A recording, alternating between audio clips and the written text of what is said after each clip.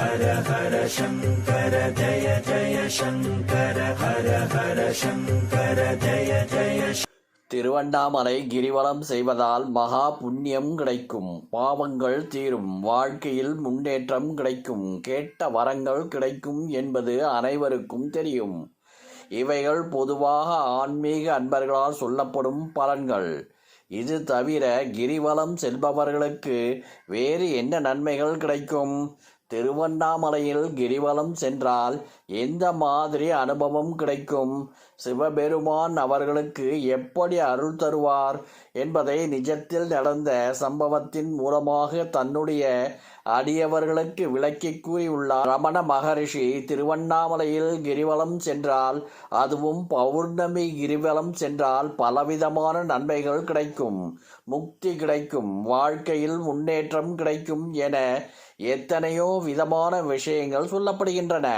இவற்றை எல்லாம் தாண்டி வேறு என்ன கிடைக்கும்?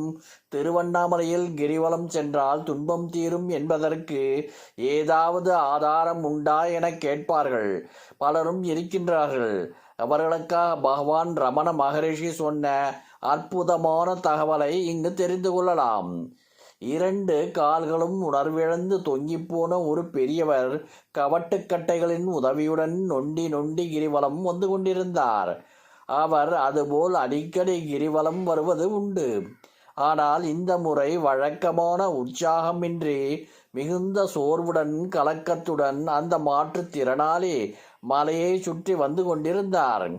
அதற்கு காரணம், பல முறை கிரிவலம் வந்திருந்தாலும் இதுதான் கடைசி முறை என்று முடிவுக்கு வந்துவிட்டார்.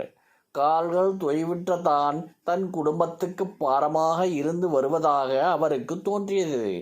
குடும்பத்தினருக்கு தன்னால் எந்த பிரயோஜனமும் இல்லை, அவர்களுக்கு சிரமம் மட்டும் கொடுப்பது சரியில்லை என்பதால் அவர்களை விட்டு விலகி யாரிடமும் சொல்லாமல் கண் காணாமல் ஏதாவது ஒரு கிராமத்துக்கு சென்று விடலாம் என்று அந்த பெரியவர் முடிவெடுத்தார். அதனால் கடைசி முறையாக திருவண்ணாமலை கிரிவலம் சென்றார். நொண்டி நொண்டி சூம்பிய கால்களுடன் பெரியவர் திருவண்ணாமலையை வலம் வந்து கொண்டிருந்த போது பாதி வழியில் ஒரு வாலிபன் எதிர்பட்டான். பெரியவரை நெருங்கிய வாலிபன், ஓய், கால் சரியில்லாத நீ கவட்டுக்கட்டையுடன் கிரிவலம் வர வேண்டுமென்று யார் அழுதார்கள்? இப்படி நடந்தாலெல்லாம் நீ மலையை சுற்றி வர முடியாது, இதெல்லாம் உனக்கு சரிப்படாது என்று கூறிக்கொண்டே எதிர்பாராத விதமாக பெரியவருக்கு உதவியாக இருந்த 2 கவட்டுக்கட்டைகளையும் பிடுங்கி தூர எறிந்து விட்டு சென்றான். பெரியவருக்கு கோபம் பொத்து கொண்டு வந்தது. திட்டினான், கவட்டுக்கட்டையை பிடுங்கினான், தூர எறிந்தான். இப்படியா ஒருத்தன் மனிதாபமானமே இல்லாமல் இருப்பான்? ஆவேசத்துடன் அவனை திட்ட ஆரம்பித்த அந்த பெரியவர் ஒரு நிமிடம் தன்னை பார்த்தார். உடம்பும் மனமும் சிலிர்த்து அப்படியே நின்றார். இப்போது அவரது கால்கள் ஊனமில்லாமல் கவட்டுக்கட்டைகளின் உதவி இல்லாமல் கம்பீரமாய் நின்று கொண்டிருந்தார். அந்த பெரியவர் இளைஞன் சென்ற திசையை நோக்கி அவர் தொழுதார். அவர் கண்களில் ஆனந்தம் அலைபாய்ந்தது.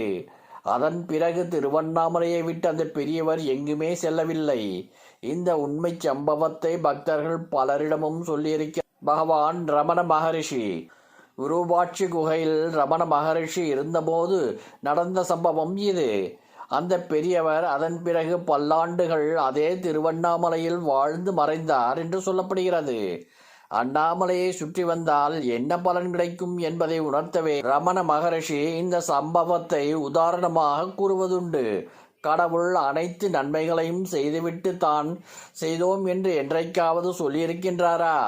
அப்போது என்றும் இல்லை, இப்போதும் இல்லை.